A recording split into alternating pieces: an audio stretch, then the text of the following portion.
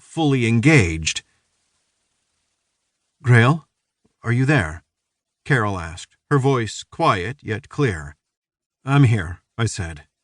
"I'm on another call. Are you okay waiting on hold a few minutes?" "Sure. What's up?" "I want your opinion." Hackers took control of Seattle City Light Systems Control Center 2 weeks ago on April 4th at 3:05 p.m., and Seattle lost power for 23 hours. Seattle was ground zero, day 1.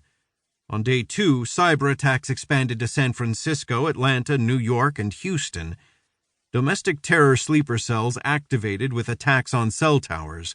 More sleeper cells have since activated. That's where I fit in. 5 minutes later, Carol was back asking, "Are you still on the Vegas Domestic Terrorism Squad?"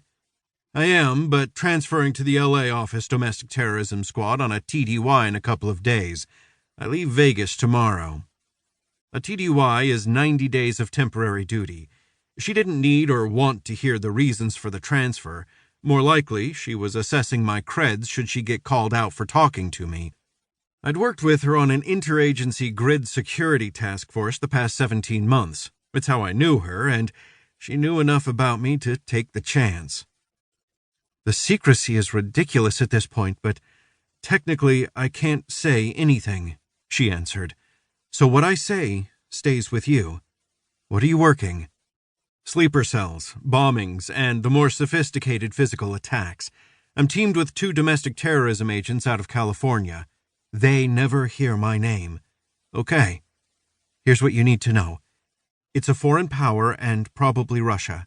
It's worse than we thought. Much worse. That's why no one is talking.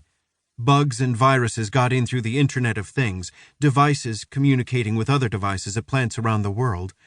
Most of the U.S. electrical grid is infected. Think Stuxnet, how he disrupted Iran's Natanz nuclear facility and took control of the centrifuges. Same game. Nothing can be done quickly enough. It could get real ugly where the utilities haven't invested in cyber defenses. Some haven't had the money for it. Their reasons why really don't matter anymore," she said. "The age of talk is over." "It's good to hear your voice, Grale. I miss you. I'm glad you're out there. You're my rock. Go find them." In L.A., I'll work with Mark Hofter out of the FBI office there. With us, but working from the San Francisco FBI field office, is a 3rd agent, Kristen Blue Jace.